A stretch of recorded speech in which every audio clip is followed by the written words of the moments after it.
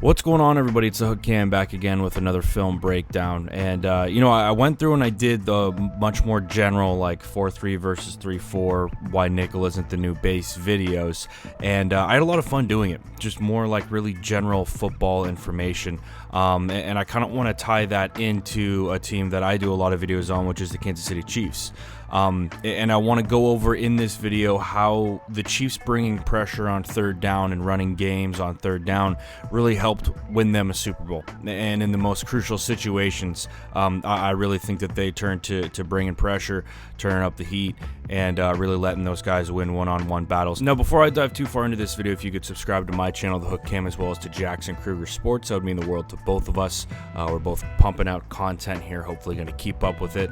3-4 videos a week would be ideal for me. However, I do have school starting back up, work is starting to kick in, but I'm going to do my best to keep pumping out content, me and the Hook Eric. So with all that being said, guys, let's dive on into this video. Looking first with the Chiefs at this game against the Texans. Now, this was a weird game to break down. Let's be real. This was a very weird game to break down because it wasn't, to me, like there were a lot of crucial third downs. There was a huge fourth down stop. There was a lot of turnovers, but there were situations where the Chiefs were bringing pressure on third down. Now, this is much later in the game, and the Chiefs are already up, I think, 20 points at this stage in the game. However, what I do think is really important about this, and you can kind of see, is just kind of the thought process with how to bring pressure on third down. Now, in this situation, they're going to bring two away from the back, and all that's going to happen is the Texans are going to slide into their hinge protection. I shouldn't say slide. They're going to work into their hinge protection, and all that's going to happen is really simple. The Chiefs are going to work inside and inside here, and then they're going to bring two to the outside, and really it's just bringing more guys than the Texans can account for with this hinge protection. And again, it's not like this is a super crucial down in this game. The Chiefs are already up by a ton at this point. However, it does just kind of show you how bringing heat can really throw a quarterback off his game. Now, Deshaun obviously puts a decent ball here, catchable, not the best ball in the world, but still, just bringing that added pressure can really help throw a quarterback off their game. Now, here's a situation against the Titans early in this ball game where the Chiefs do bring a little bit of heat, and it does work out to their advantage. Now, are they bringing 6 or 7? No, but they do bring an extra guy to match up with the back, which I think is really important because what it does is it creates one-on-one matchups across the board, right? And I really felt like when looking at the Chiefs' third down defense especially, a lot of what they were doing was trying to get this dude with a one-on-one matchup, which is super smart. It's exactly what I would do, right?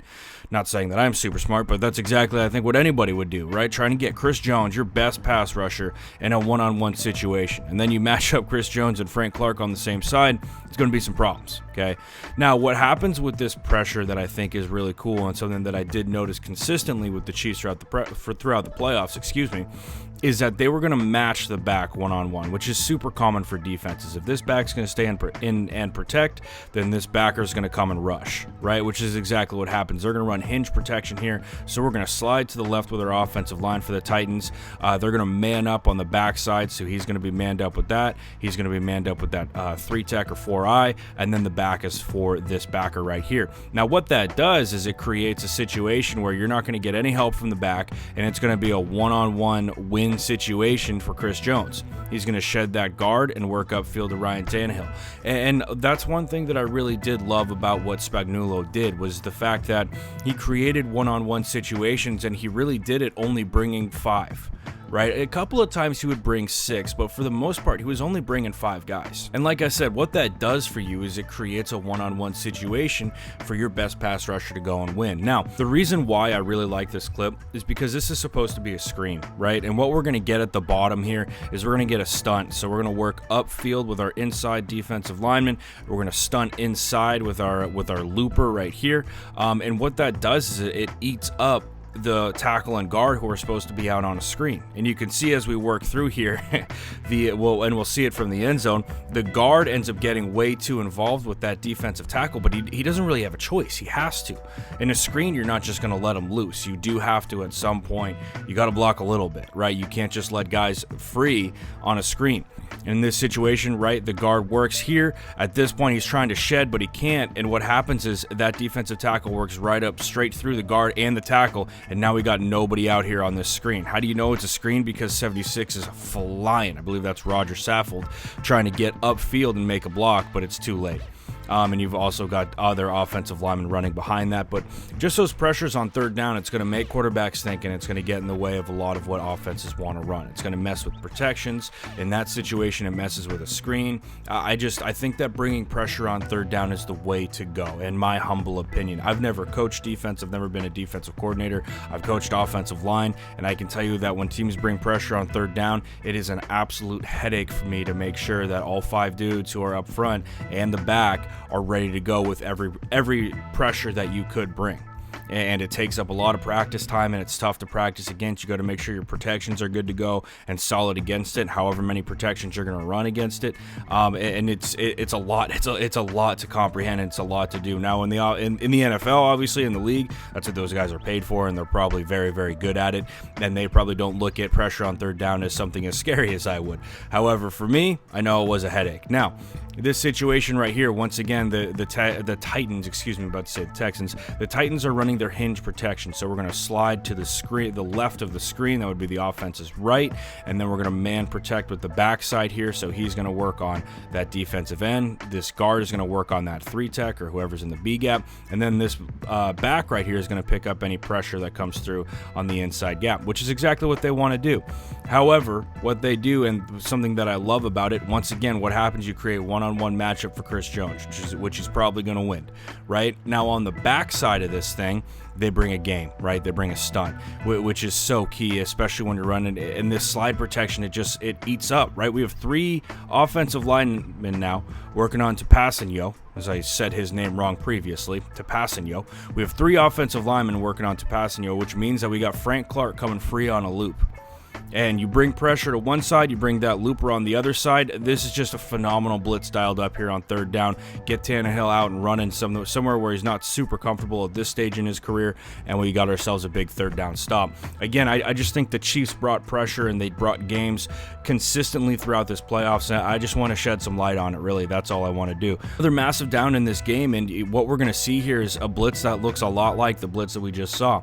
We're going to work upfield with our 2 defensive linemen here. We're going to delay 56 just a little bit, which is very Spagnuolo. If you guys remember 2007, 2011 when he was coaching for the Giants, this delayed blitz just absolutely shredded the Patriots in the Super Bowl. And I remember being a young buck, being a Pats fan and watching it, and just kind of being like shocked and perplexed. I was like, what is going on? How are they getting this pressure? And of course, a couple of days later, you're watching it and you see, I believe it was like Kawiki Mitchell or something was his name, and he was just crushing through the A-gap sacks. He had a couple of sacks on Brady. But with that being said, that delayed blitz that Spagnuolo likes to bring, guess what? It's still there. It's still relevant, right? And we bring that delayed blitz to the hinge protection side, again, creating that one-on-one matchup. And then what else are we going to do? We're going to bring a little game on the backside here. And really all you're doing is you're funneling your pressure right into the middle of this protection. You spread everything out with where the extracurriculars are with your 3-tech and your 5-tech, right? You bring all that stuff to the outside, and then you loop back to the inside,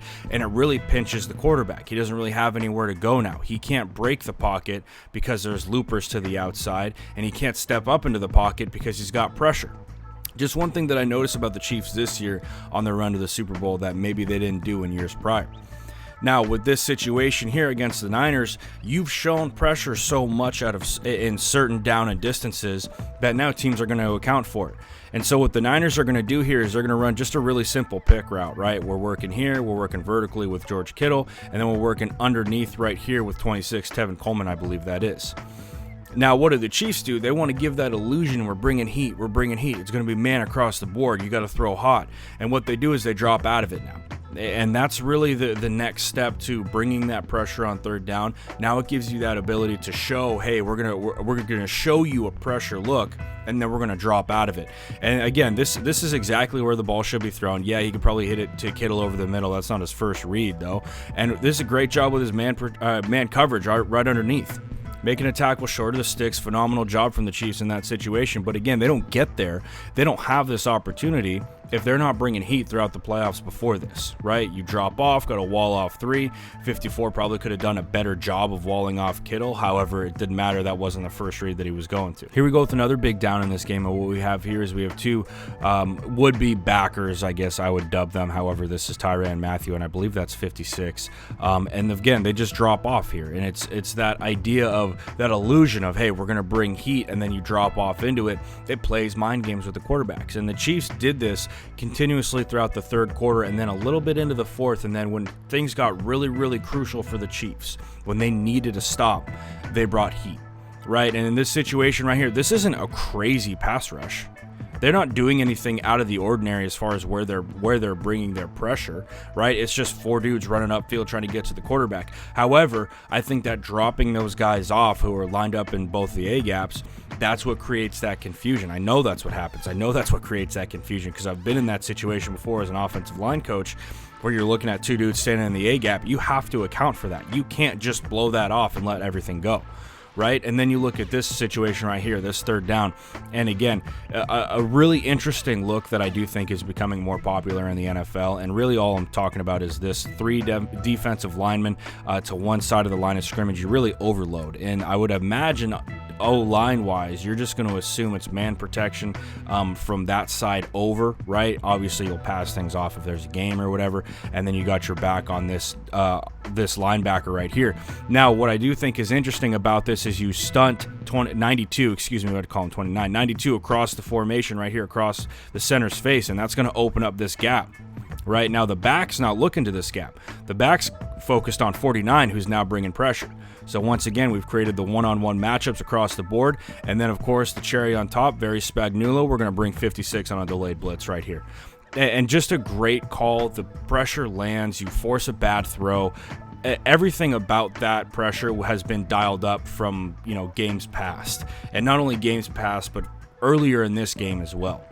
So once again, I love the idea. I love the philosophy of bringing heat on third down. To use an example of that, I thought the Chiefs did a really good job of it this year in the playoffs. These were just a couple of examples of bringing that pressure on third down, what it can do for your defense, and how much versatility you can bring to your defense bringing that pressure. Now, there's a lot that goes into it. You're not going to go and install all these pressures on day one. This is stuff that you install throughout the season.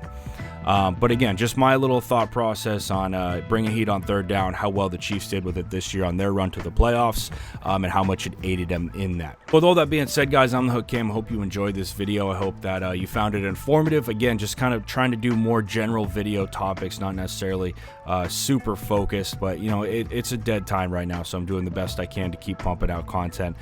We should have a podcast coming out hopefully this Thursday. Hopefully going to have a for sure day nailed down here. I'm moving around jobs, so schedule's a little weird right now. But anyway, guys, with all that being said, I'm the Hook Cam. Hope you enjoyed this video. Hope you found it informative. If you did, if you could hit that like button, hit that subscribe button to my channel, as well as to Jackson Kruger Sports, that would mean the world to both of us. So with all that being said, guys, stay safe out there, wash those hands, and I will see you next time.